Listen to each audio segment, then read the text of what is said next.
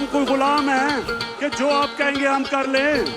जब तक मेरे में खून है मैं अपनी कौम को किसी के सामने झुकने नहीं दूंगा। तुसी दिलां विच वसदे हो खान जी, तुहाडे नाल खड़ा पाकिस्तान जी, ताइयों सजे आए अज मैदान जी, ते तू खड़ गया विच विशकार कर पटा दे दिल हिलदे जदों मारदा है खान ललकार कर पटा दे दिल हिलदे जदों मारदा है खान ललकार कर पटा दे दिल हिलदे। प्रॉपर्टी किधर से आएगी?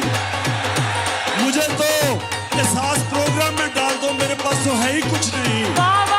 इत्थे वारो वारी आके सारे मुल्क लुटी जांदे, जदों दा आया वे खान बिल्लां विच छुपी जांदे, कंपे टांग जाती हैं और सांसें फूल जाती हैं, फिर बीमारी के बहाने फ्लाइट्स लंदन जाती हैं। ये सारे बुज़दिल हैं सब, बिगी बिल्ली से शेर ओ हान कल्ला ही काफी है, हान कल्ला सवा शेर, सब करप्टों की मंजिल अब होगी जे, बस बल्ले उत्ते मोहरा ला दो एक बारी फिर। बादशाहों की कौम के हुक्मरान है बेकारी, सारे चोर इकट्ठे होके करे कौम की खवारी, पाकिस्तान हमारा मुल्क है इनके बाप की जगीर, करे अमेरिका की गुलामी हम इन जैसे को हकीर नहीं, न अहलों के बच्चे हैं ये बेवकूफ से, खान से मुकाबला ना हो पाएगा इनसे, जब पड़ता है हान से पाला फिर कहते हैं मुझे क्यों निकाला।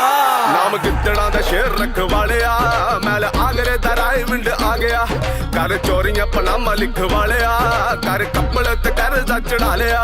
नाम गिद्दड़ा दा शेर रखवालिया, मैल आगरे दा राय विंड आ गया, कर चोरियां पनामा लिखवालिया, कर कपड़े ते कर्जा चढ़ा लिया। हुण